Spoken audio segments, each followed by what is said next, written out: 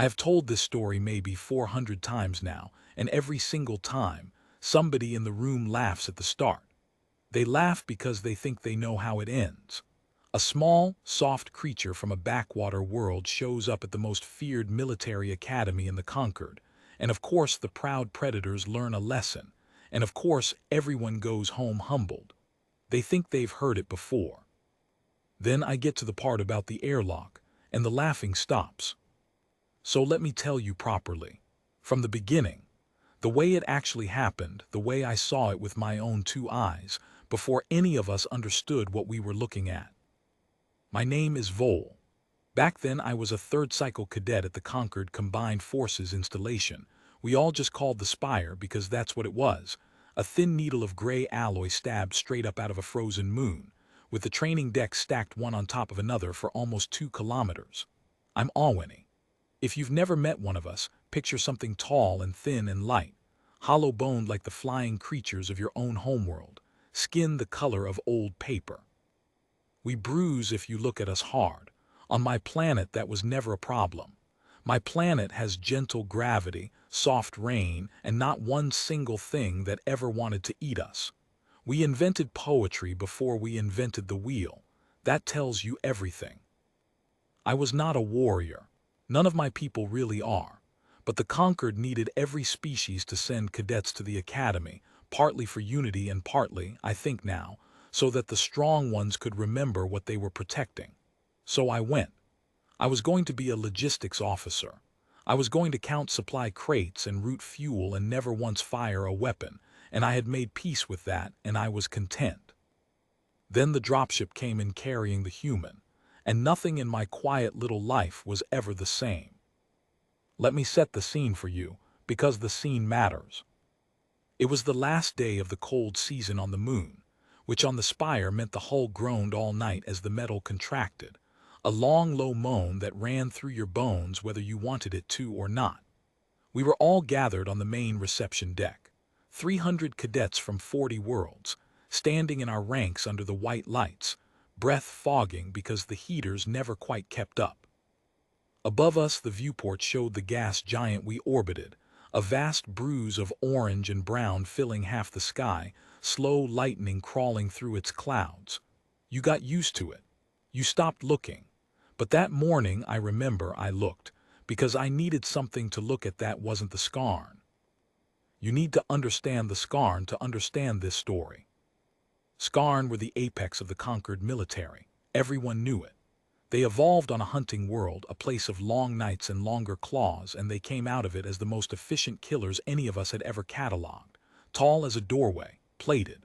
6 limbs when they wanted 6, 4 when they wanted to look civilized. Eyes that glowed faint amber in the dark and didn't blink the way eyes should. When a Skarn entered a room, the temperature of the conversation dropped. They didn't raise their voices. They never needed to. Their whole bodies were a raised voice. And the most feared of all of them, our senior drill instructor, was a Skarn named Korthvale. Korthvale had a scar that ran from the top of his skull plate down across one eye and didn't stop until it reached his throat. Nobody ever asked how he got it.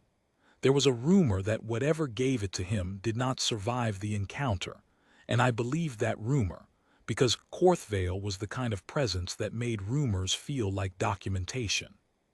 He had this way of standing perfectly still while he watched you, no breathing motion, no shifting weight, just total predatory patience, and you would start to sweat and you wouldn't even know why. He used to say a thing to us in the first weeks. He'd line us up and walk the row and he'd say, in that flat, grinding voice of his, "You think you understand fear. You don't. Fear is a tool. Fear is a weapon. And I am the only one in this room who has mastered it." We believed him. Why wouldn't we? So picture us that morning. 300 cadets shivering in formation. Korthvale and 2 other Skarn instructors up on the command platform, motionless. And the announcement comes down through the deck speakers that we are receiving a new cadet, a late transfer from a species recently admitted to the Concord on provisional status. A human. Most of us had never seen one. We'd seen the file images, the strange flat-faced bipeds, and we'd read the species summary, and honestly we'd laughed about it in the mess hall. The summary said Earth was a death world. Category 12. The highest category there is. And we laughed because the picture didn't match the words. The picture showed this soft pink and brown creature with no plates, no claws to speak of, no venom, no spines, eyes set in the front of its face like a sentimental thing. It looked, frankly, like prey. It looked like the kind of animal that, on a real death world, would have been eaten in the first hour. We thought the death world classification was an administrative error. Some of us said so out loud. The dropship docked with a clang you felt in your teeth. The bay doors hissed and steamed, and out of the cold white fog walked the human. I want to be honest about my first reaction because everyone always lies about their first reaction afterward once they know. They all claim they sensed something. They didn't. None of us did. My first reaction was, that's it. She was small, smaller than half of us. Where the scarn loomed, she barely came up to a scarn's chest. She wore a plain dark uniform with no insignia of rank, and she carried a single bag over one shoulder, and she walked across that deck with her hands loose at her sides, looking around at the assembled cadets and the towering instructors with an expression I could not read at all. Not fear, not pride, just a kind of calm, tired interest. Like she'd seen a lot of reception decks and a lot of formations, and this one was fine, sure, why not? Her name was Sergeant June Holloway. She'd already served somewhere, doing something none of us were told about. That alone should have warned us. They don't send fresh recruits to a place like the Spire. But we were young and we were stupid, and we saw a small soft thing, and we thought we knew exactly what we were seeing. Korthvale came down off the command platform. This was unusual. Korthvale did not come down for anyone. He stayed up on his perch and let the world arrange itself beneath him. But he came down the steps, slow, deliberate, each footfall landing with that heavy plated weight, and the whole deck went silent. 300 cadets stopped breathing at the same time. The hull moaned overhead. He walked right up to the human, stood over her. He was easily twice her height, and he leaned down, and I saw his amber eyes brighten the way they did when he'd found something to play with. This was the test. We'd all been through it. The first day, Korthvale would loom over you and let you feel the size of him, let the old animal part of your brain start screaming, and he'd watch you flinch. Everybody flinched. I cried my first day. I'm not ashamed of it anymore. He leaned down over June Holloway and he said, soft, grinding, "Do you know what I am, little thing?" And here is the part I will never forget as long as I live. She looked up at him, slow, unbothered, and she smiled, just a small, polite, tired smile, and she said, "You're a predator, big one, top of your food chain back home, I'd bet." Korthvale's eyes brightened further. "And that does not frighten you?" "No," she said, and she said it the way you'd say the sky is gray or the floor is cold. Not bravado, not a challenge, just a fact she was reporting because he'd asked. "Why not?" he said, and there was an edge in it now. He wasn't playing anymore. June Holloway shifted her bag higher on her shoulder. She glanced past him, at the 300 of us watching, and then back up at the enormous armored killer leaning over her.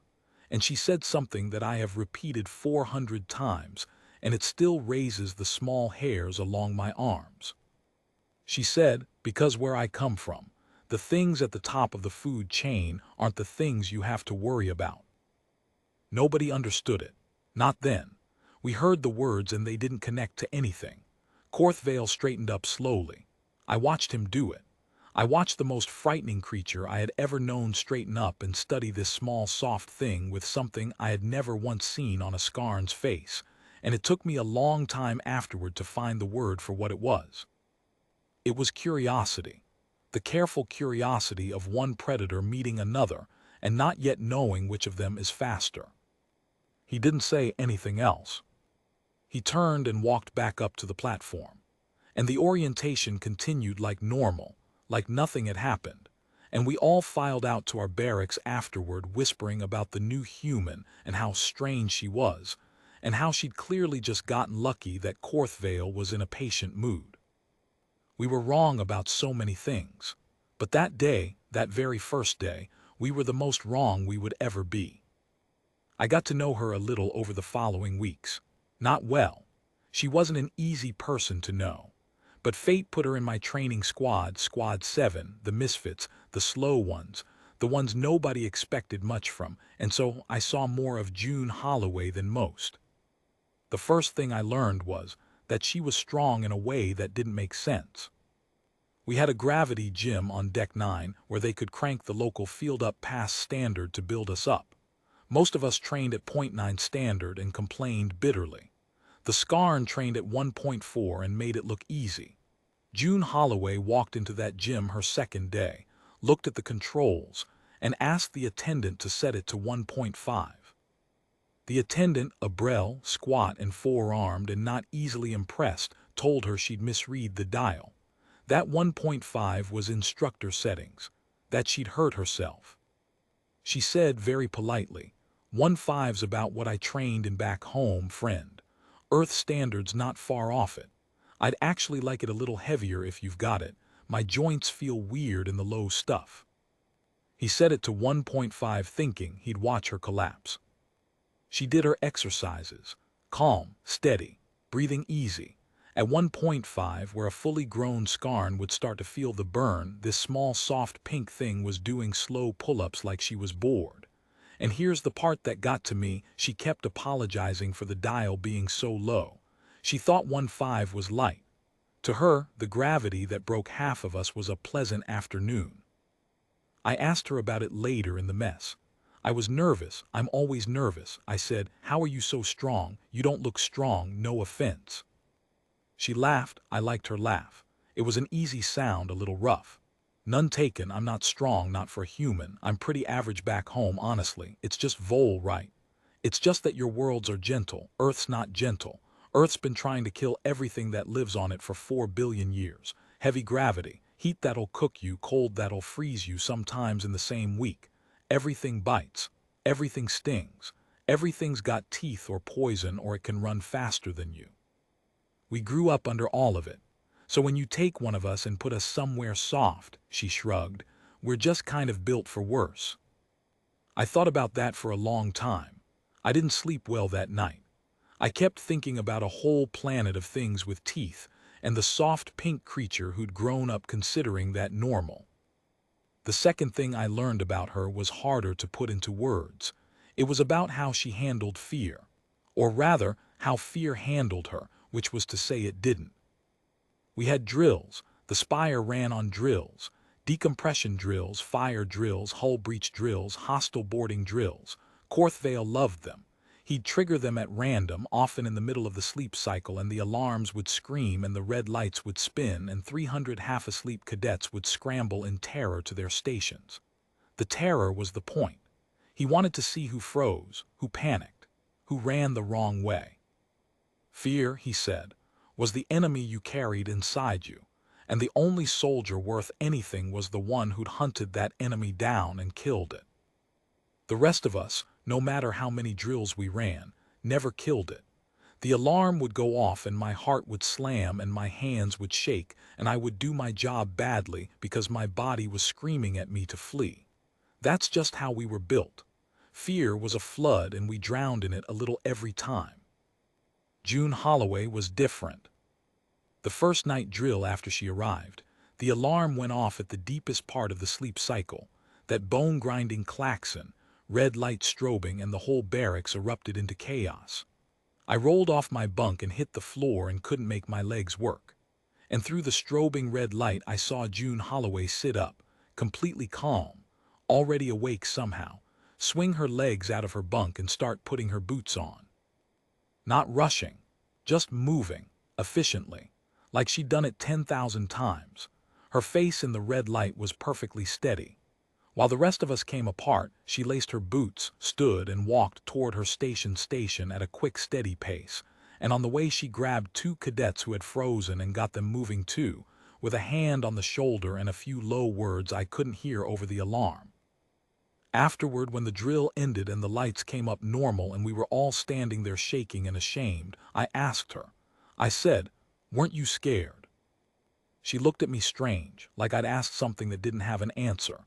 Then she seemed to understand the question and she said, "Sure, a little. First half second the body jumps, that's just chemistry, you can't stop it." She tapped her own chest. "But then you decide what to do with it. The fear's energy. You either let it run you or you ride it.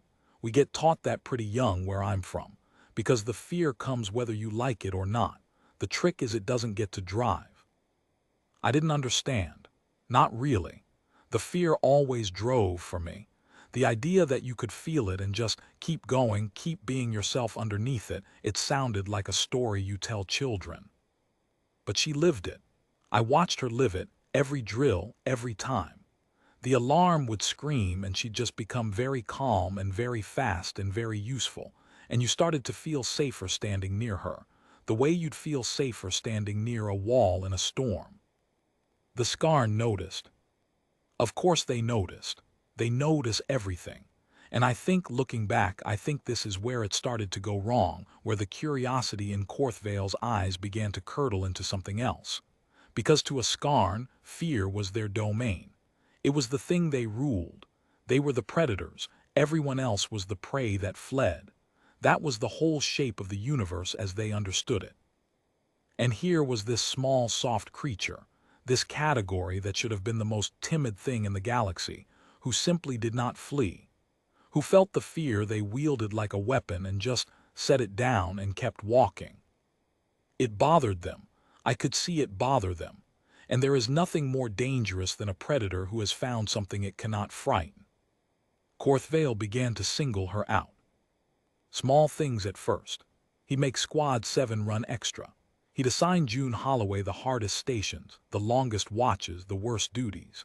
He'd loom over her during inspections, putting his scarred face right down close to hers, breathing his cold predator breath on her, watching, always watching, for the flinch that never came. And she'd just stand there at attention, calm, polite, looking straight ahead, and answer his questions in that level voice, and you could see it eating at him. The rest of us were grateful, honestly. As long as Korthvale was fixated on the human, he wasn't fixated on us. I'm not proud of that, but it's true. Then came the day on the high catwalk, and that's when grateful turned into something a lot colder. We were running a maintenance drill out on the exterior gantries, the long exposed catwalks that ran along the outside of the spire's hull, a kilometer up, with nothing below you but the frozen moon and the slow churning face of the gas giant filling the sky. We were all in pressure suits, of course, tethered to the safety lines, because out there a single mistake meant a very long fall or a very fast death, and usually both. Korthvale was running the drill personally. He had a habit of walking the catwalks without a tether, just to show he could, just to remind us that he was not afraid of the things that terrified us, that the void held no power over a Scarn. It was a piece of theater and we all understood it as theater, and it worked. It did frighten us, watching him stroll along the edge of a kilometer-high drop in the howling vacuum like it was a garden path. That day a junior cadet, a Hessene, young, even younger than me, a nervous little thing, lost her grip during a panel transfer. Her boot magnets failed, or she'd never set them right, I never learned which. And one moment she was clipped to the line and the next moment she'd swung out over the edge and her tether snagged and tore half loose and she was hanging there, a kilometer up, with one fraying strap between her and the long fall, screaming inside her helmet on a channel we could all hear. I froze, I'm telling you the truth. I froze solid. So did most of Squad 7. We just stood there on the catwalk, gripping the rail, watching this child swing over the abyss, and our bodies would not move because every instinct we had was screaming at us to get away from the edge, away, away. Korthvale watched too. He was closest. He was maybe 4 meters from her, and he watched and he did not move, and at first I thought he was frozen too. And then I understood with a sick lurch that he wasn't frozen at all. He was studying it. He was using it. This was a lesson. He wanted to see which of us would master our fear and which of us would drown in it. and he was perfectly willing to let the HFY cadet's tether finish tearing while he conducted his little experiment. Because to him, fear was the teacher, and the void was the classroom, and one frightened child was an acceptable price for the instruction of 300. I will never forgive him for that pause. I think about it still.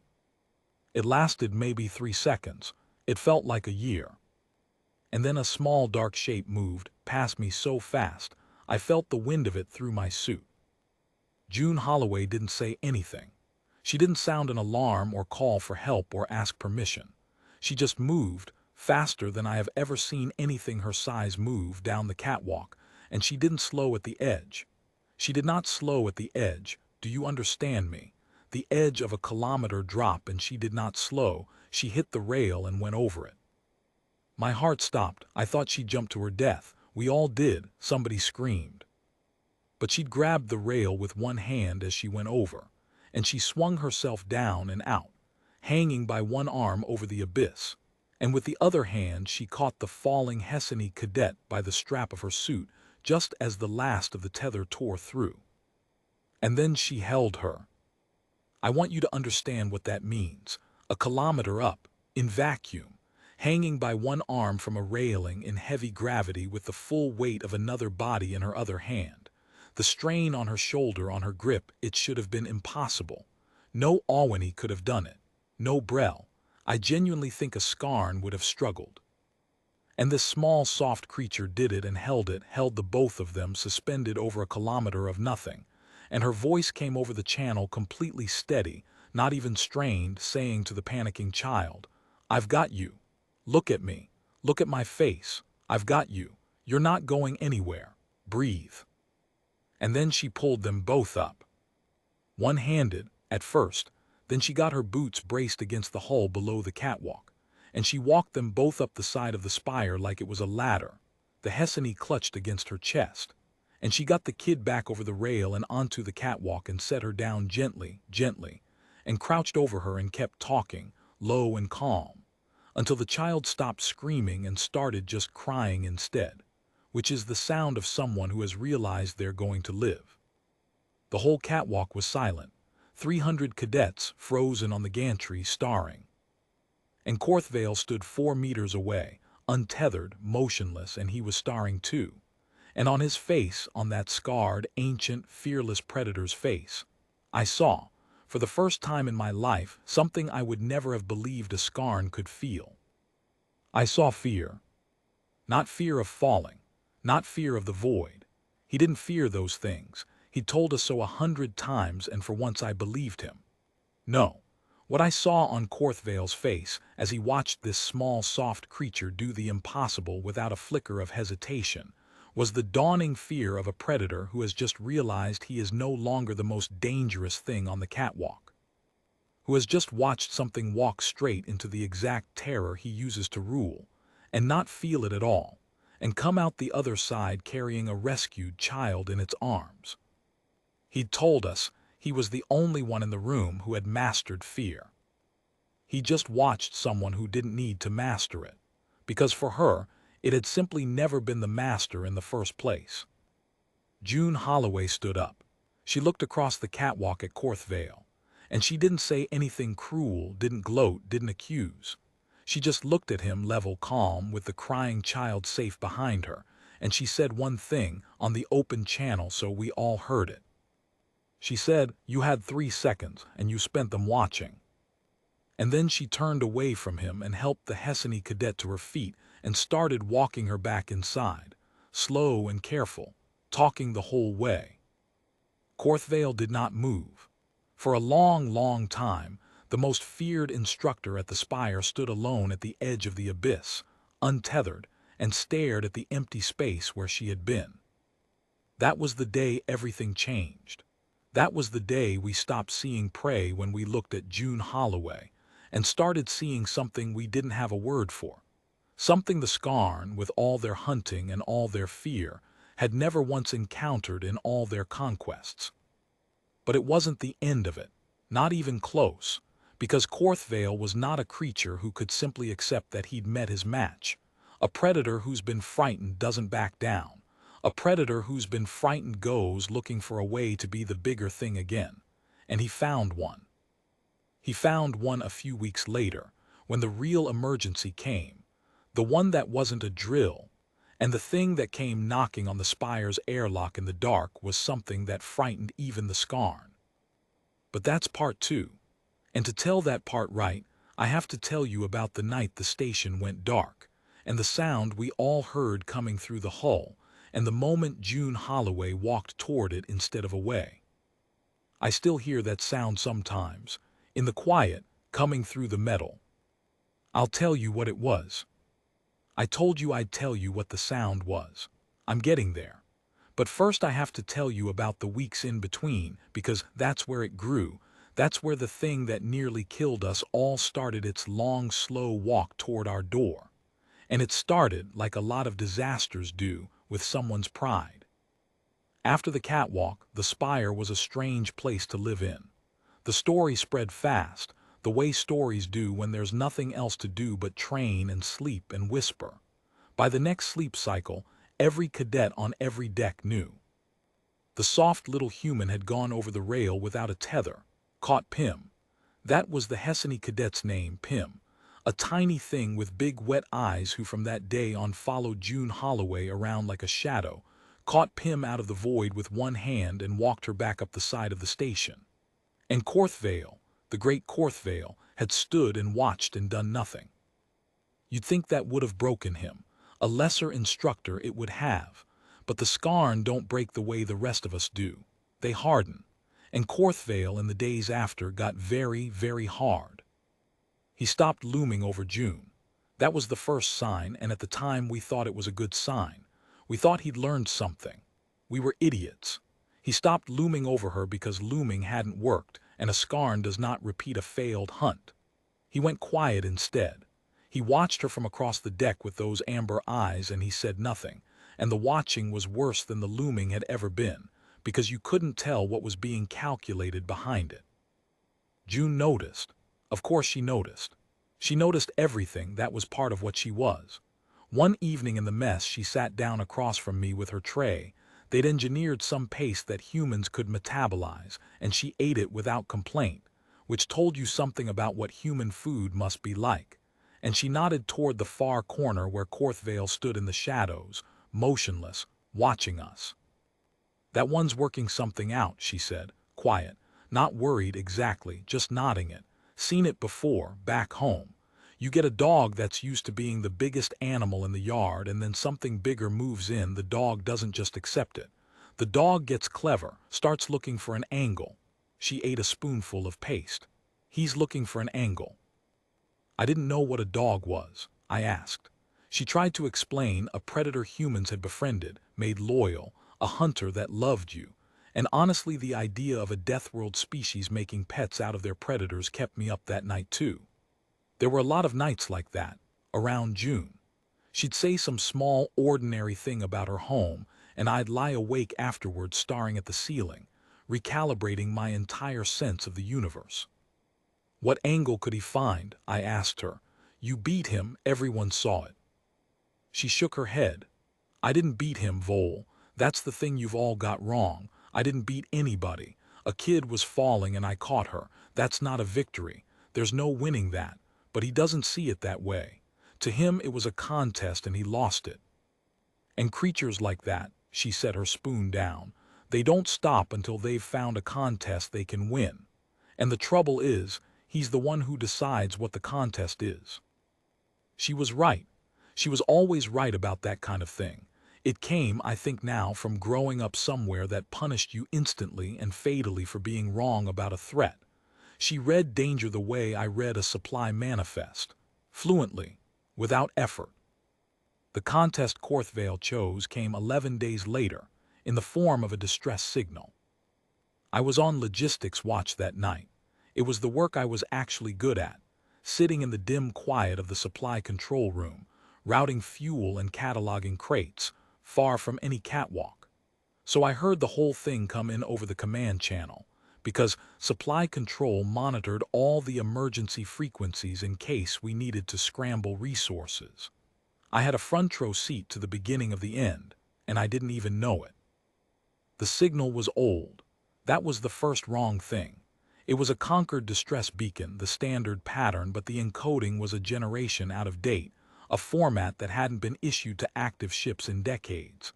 It was coming from a vessel drifting into our system on a slow ballistic arc, no engine signature, just falling through the dark the way a dead thing falls. A derelict, a ghost. The protocols on this were clear, and I want to be precise about that because it matters for what comes after. The protocol said, an unidentified derelict broadcasting an obsolete signal is to be quarantined at distance. You do not approach. You do not board. You scan from afar, you log it, and you wait for a proper recovery vessel with proper containment to arrive. There are reasons for those protocols. There are very old, very ugly reasons, written in the blood of crews who didn't follow them. Korthvale overrode the protocols. I heard him do it. I heard the duty officer, a careful, decent Brel named Selin, read the protocol out over the channel. Recommend quarantine, recommend waiting. And I heard Korthvale's flat, grinding voice cut across her and say that there could be survivors, that the Concord did not abandon its own, that he would personally lead a recovery team out to the derelict and assess it directly, and that this was a training opportunity besides, a chance to show the cadets what real operations looked like, out there in the dark where the soft drills couldn't follow. It sounded noble. If you didn't know him, it sounded brave. But I knew him by then, a little, and I sat in that dim control room with my paper-colored skin crawling, because I could hear underneath the noble words exactly what June had warned me about. He'd found his contest. He couldn't beat June at fear on the catwalk, so he was going to take the whole company out into the deep dark, to a dead ship that frightened a careful Brel officer enough to invoke the oldest protocols we had, and he was going to walk into it without hesitation, the way he always did, untethered, unafraid, and he was going to make the human watch him do it.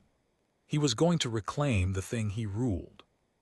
Out there in his element, in the dark and the cold and the silence, he would be the fearless one again. He would be the biggest animal in the yard. He selected the recovery team himself. He selected Squad 7.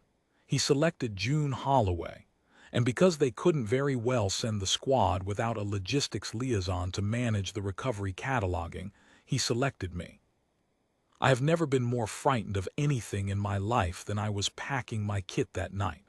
And I want you to hold on to that, because by the end of this you're going to understand that I didn't yet know what frightened meant. None of us did. Korthvale least of all. We took a shuttle out, 12 of us plus Korthvale, plus a second Skarn instructor named Dashowl who was younger and quieter, and I came to learn, far less certain about all of this than his senior let on. The derelict grew in the viewport as we approached, and it was wrong in every way a ship can be wrong. It was a Concord cruiser, an old one, the long lean kind they hadn't built in 40 cycles. It hung in the dark, dead, tumbling very slowly, its running lights extinguished, its hull pocked and scored with damage that wasn't from weapons. The scoring was, I struggled to describe it then, and I struggle now, it was clawed. Long parallel gouges raked across the metal of the hull, deep ones, as if something enormous had tried to peel the ship open from the outside. And here and there the gouges weren't on the outside. Here and there the hull was bent and torn outward, petaled open like something had pushed its way out. June Holloway sat across from me in the shuttle, and I watched her look at those marks through the viewport, and I watched her face change. Not into fear, into recognition. She'd seen something like this before, or something close enough. And she leaned across to Korthvale, who sat at the front in his armor, radiating his cold satisfaction, and she said, low and even and very serious, "Sir, we need to turn around." Korthvale did not even look at her. "The human is afraid of the dark," he said to the shuttle at large.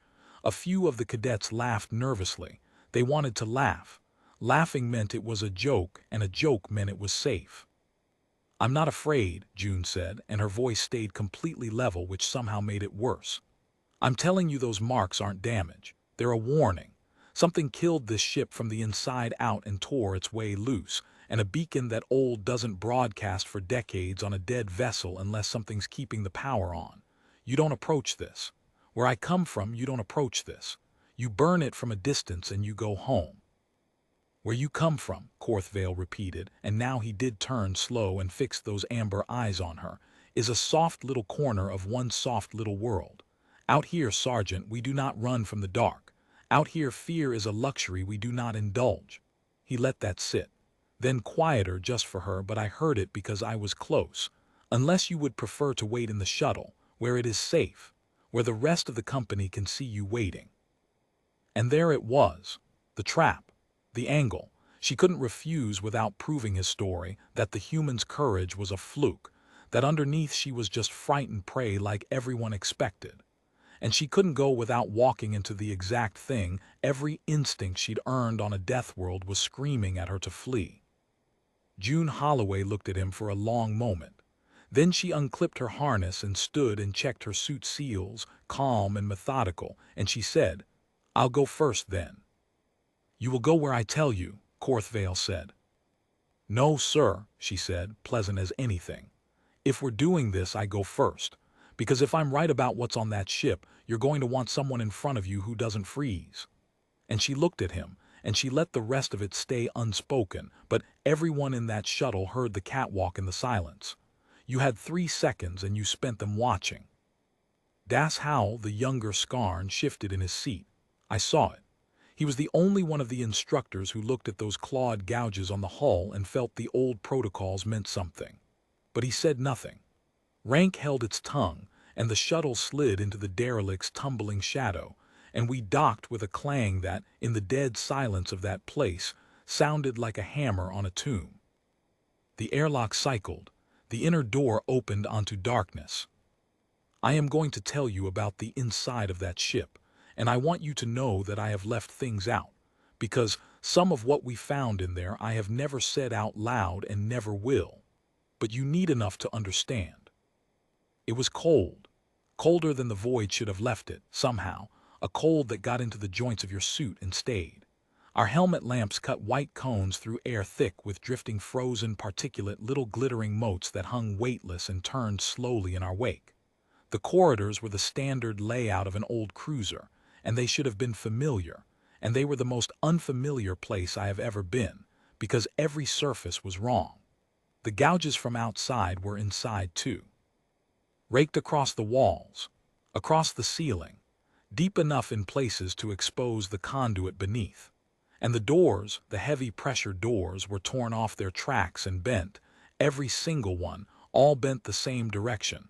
All bent the way you'd bend them if you were moving deeper into the ship and didn't intend to let anything close behind you. We found the crew.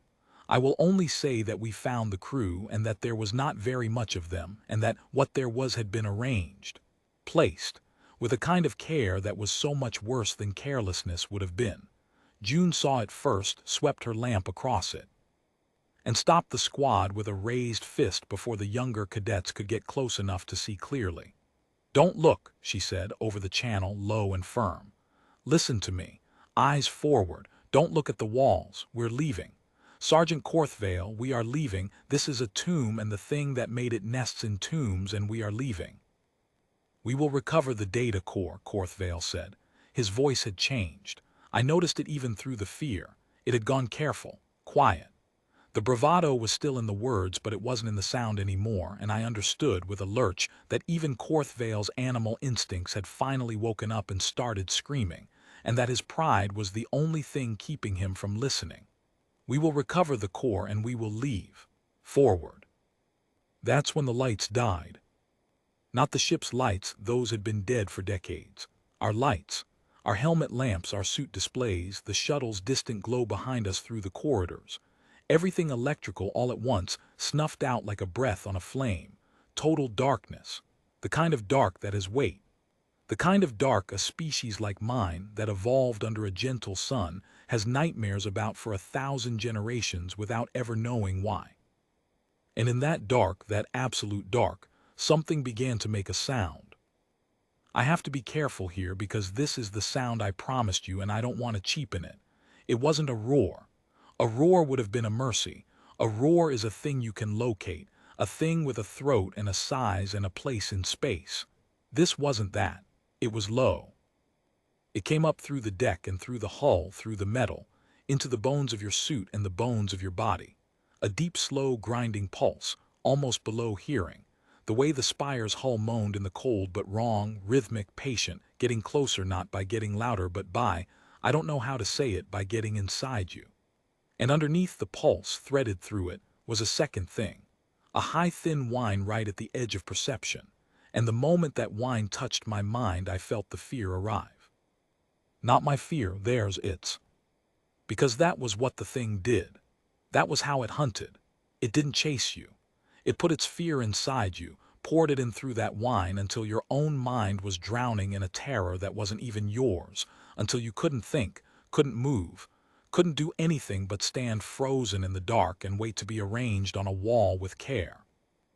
I learned later, much later, that the Scarn had a name for these creatures, an old name they did not use, that they whispered the way you whisper the name of a thing you pray you never meet. The Scarn, the apex predators, the masters of fear. They had been prey to these once, long ago. It was the oldest scar their species carried, the one in the deepest part of them, and Korthvale had led us straight into the jaws of the one thing his entire fearless people were still, secretly, afraid of. In the dark, I heard the cadets begin to come apart, whimpering, one of them screaming, thin and endless on the open channel. I heard Pym, somewhere near me, making a sound like a small animal, and I felt my own legs lock and my own mind start to white out under the flood of borrowed terror, and I knew with total certainty, the way you know things in nightmares, that I was going to die in this dark, and there was nothing that anyone could do. And then through the screaming and the grinding pulse and the whine that was filling all of us with horror, I heard one voice, steady, level, close. June Holloway in the absolute dark said, "Everybody breathe. It's not your fear, it's not yours, set it down." And I heard her boots moving forward toward the sound. Not away from it. Toward it. I heard Korthvale's voice then, and I will tell you, it was the last thing I ever expected to hear from him, and it changed how I understood his whole hard, proud, frightened species. Because Korthvale, the great Korthvale, who had stood untethered over a kilometer drop, who had told us 100 times that he was the only one in the room who'd mastered fear. Korthvale's voice came out of that darkness cracked straight down the middle, and what he said was, "Don't, Sergeant, don't go toward it. You cannot, nothing faces them, nothing has ever." And June Holloway's voice came back, calm, almost gentle, already further away, already moving toward the thing in the dark that even the apex predators of the galaxy had spent their whole history fleeing. I know, that's exactly why it doesn't know what to do with me. Her boots kept walking, into the dark toward the sound. And the whine changed. For the first time, the fear that the thing was pouring into all of us flickered, faltered, like a hunter that has flooded the burrow with terror and is waiting for the prey to bolt the way prey always bolts, and instead has heard, coming up the tunnel toward it, the soft, steady footsteps of something that should be terrified and simply isn't, something walking into the place all its weapons point. And for the first time in its long, patient existence, the thing in the dark did not know what was coming for it. I felt it lose its grip on me, just slightly, just enough to turn my head. And in that dark, that absolute dark, I heard the most dangerous predator the galaxy had ever produced make a sound I had never heard one of them make. I heard the thing in the dark be afraid. That's where I have to leave it for now. Because what happened next in that black corridor, between the human who would not flee and the creature that had never been faced, I need to tell it carefully.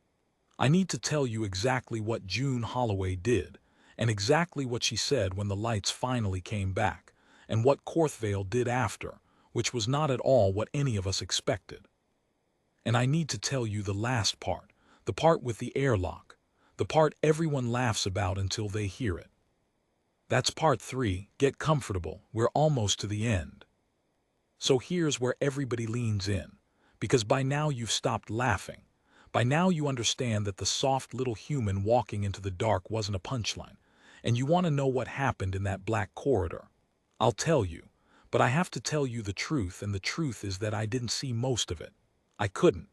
It was dark and I was frozen, and my mind was full of a fear that wasn't mine.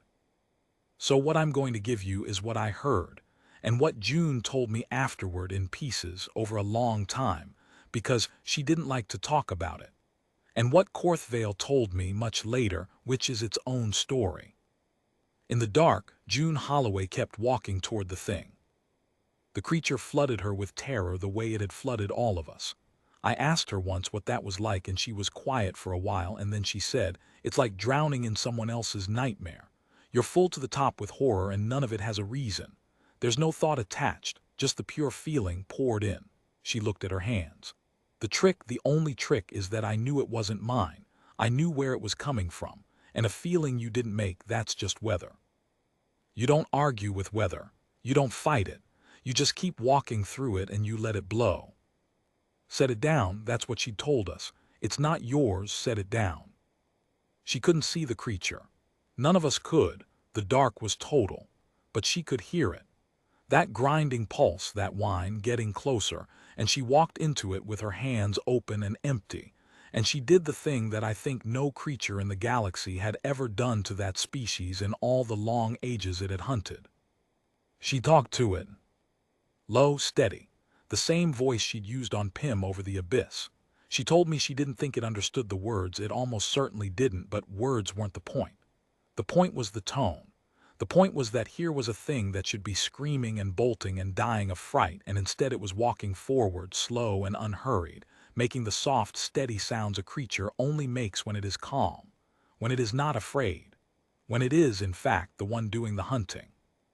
And the creature, June said, did not know what to do. Because every weapon it had was fear. That was its whole existence.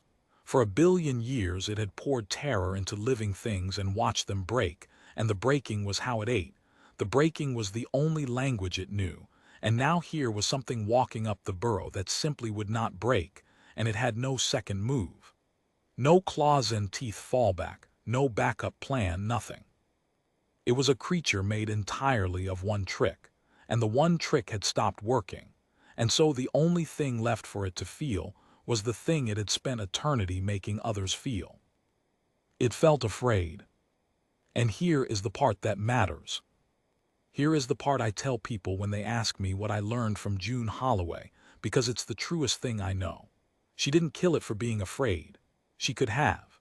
In that moment, with it faltering, with its fear loosening its grip on all of us, she could have torn it apart, and no one would ever have blamed her, and the Skarn would have built a statue of her doing it. The whole company would have called it the greatest victory in the history of the Academy. The human who slaughtered the thing that hunted the hunters. She didn't. She stopped walking. In the dark she stopped, a few meters from it, and she crouched down low, made herself small, and she kept talking, soft and slow, and she let it understand, not in words, in tone, in the absence of threat, that she was not going to hurt it. That the burrow had an exit. That it didn't have to die in this tomb it had been trapped in for 40 years, broadcasting an old beacon into the dark. Alone, the last of whatever its crew had been, surviving on the only food it knew and going slowly out of its mind in the silence. Because that's what it was, you understand. That's what June worked out in the dark, the thing none of us had the calm to see. The derelict wasn't its hunting ground. It was its prison. The creature had gotten aboard that cruiser 40 years ago and killed the crew, and then found itself trapped, drifting with no way to fly the ship and nothing left to eat and nothing to do but tear at the walls and arrange the bones and wait, alone in the dark, terrified in its own way, for something, anything to come. And what finally came was Korthvale's pride, dressed up as a rescue. The lights came back on slowly, emergency power flickering up amber along the corridors. And in that returning light I saw the thing for the first time, and I'm not going to describe it, because some shapes don't survive description and this was one of them, and because it doesn't matter what it looked like. What matters is what it was doing.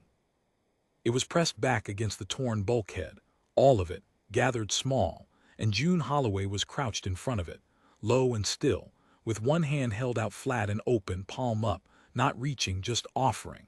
And the grinding pulse had gone quiet, and the wine had stopped, and the terror was gone from all of us, drained out, leaving just the cold and the dark and the awful tender silence of two creatures who had each expected to destroy the other and had, instead, somehow, simply stopped.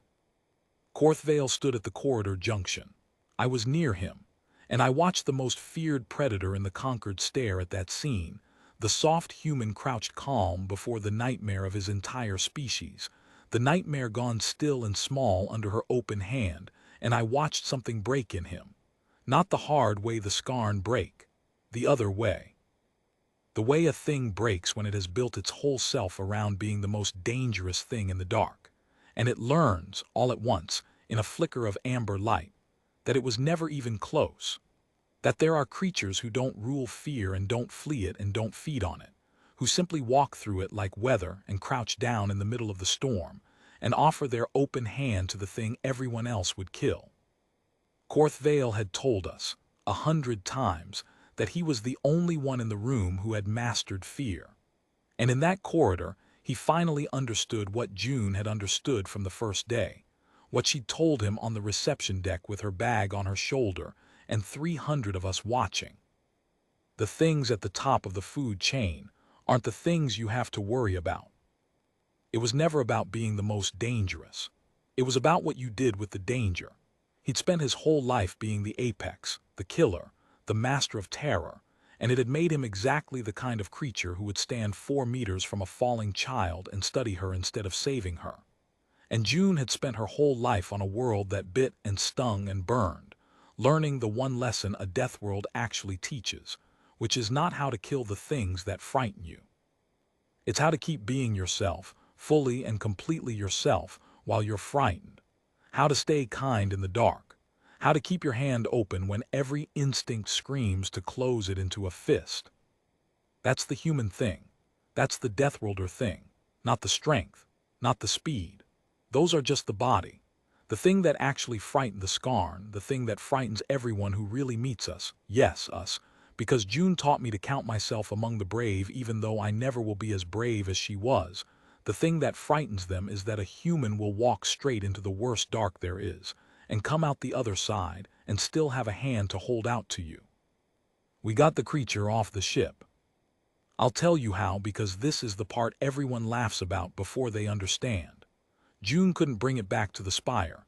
It would have killed half the station before anyone could stop the panic, and it couldn't survive in our atmosphere anyway. It was a void thing built for the dark and the cold. But she also wouldn't leave it to die in the tomb. So she did the human thing, the practical, stubborn, Deathworld survivor thing. She found that the creature could move through hard vacuum just fine. It had torn its way out through the hull. After all, those pedaled wounds. It lived in the gaps between the cold and the colder. And she rigged the derelict's main airlock to cycle on a delay. And she led the creature to it, slow, talking the whole way, her open hand out the whole way, with Korthvale and Dashowl and all of Squad 7 backed up behind her holding their breath. And she walked it to the threshold of the open void, to the great dark it had come from, and she stepped back, and she let it choose. And the thing that had hunted the hunters, the nightmare of the Scarn, the terror that had no second move, it looked back at her. Once.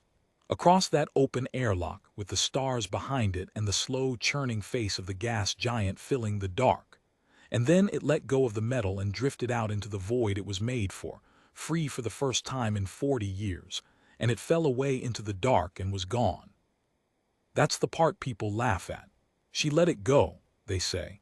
She had the most dangerous creature in the galaxy cornered, and she opened a door and let it leave. And I let them laugh, the way you let a child laugh at a thing they're too young to understand. And then I tell them the rest and they stop. Because here's the rest, here's what I tell them. When we got back to the spire, the whole thing should have ended Korthvale's career. He'd overridden the oldest protocols we have, out of wounded pride, and led a training company into a tomb, and nearly gotten all of us killed and arranged on a wall with care. The board would have heard it. He knew it. We all knew it. And in the debrief, With the board assembled and the record open, June Holloway stood up and lied for him. She said the distress signal had read as a survivable rescue. She said the hull damage had been ambiguous from the approach. She said Korthvale had made a hard call under bad information and had pulled the company out the moment the real threat became clear, and that his composure in the dark had kept the cadets alive. None of it was true. All of it was generous. And Korthvale sat there in the debrief and listened to the human he'd spent weeks trying to break, the human he'd tried to humiliate in front of the whole company, the human he'd marched into a tomb to prove a point. He listened to her hand him back his career with both hands, ask for nothing, and sit down. I asked her why. Later, just the two of us in the mess over the awful paste, I said, "He nearly killed us. He nearly killed you. Why would you protect him?" And June Holloway thought about it for a long time. And then she said something I have carried with me for the rest of my life, something I have repeated maybe 400 times, and it never gets smaller. Because he was afraid, Vole, the whole time, underneath all of it. He'd just never been allowed to know it. His whole people, they're so busy being the scariest thing in the room that nobody ever taught them it's okay to be scared. So they carry it around their whole lives pretending, and it makes them cruel, because pretending you're not afraid is the loneliest thing in the universe. She set down her spoon. I wasn't going to be one more thing that punished him for it. Somebody has to be the one who doesn't. Where I'm from, that's the whole job, really, being the one who doesn't. Korthvale changed after that, slowly. The way the Skarn change, hard but real. He stopped using fear as a teaching tool. He started teaching it as a thing, a real thing, something every soldier carries and can learn to carry well. The drills got less cruel and the cadets got braver, which I don't think was a coincidence. And once, near the end of my time at the Spire, I saw him out on the high catwalk, untethered as always, his old habit, and I saw him clip a safety line to a cadet who'd frozen at the edge and crouch down beside the kid, and say something low, patient, almost gentle, before walking her back in. He never thanked June out loud. The Skarn don't. But the last day before she shipped out to wherever the Conquered sent people like her, I saw him stop her on the reception deck in front of everyone, the same deck where it had all started. And he leaned down, that old loom but different now, and he said something to her I couldn't hear, and she said something back. And then the most feared predator in the Conquered straightened up, and very slowly, the way you do a thing for the first time, he held out one massive plated hand, open, palm up. The way she'd held hers out to the thing in the dark. She put her small, soft hand in it, and that was all. And then she picked up her bag and walked across the cold deck and into the dropship, and the doors closed, and she was gone, and the hull moaned overhead the way it always did, and I never saw June Holloway again. But I think about her every day. I think about her when I'm afraid, which is often because I'm Alwini and we're built for poetry, not for war, and the fear still comes for me the way it always did. But now when it comes, I can hear her voice. It's not yours, it's just weather. Set it down, keep walking, keep your hand open.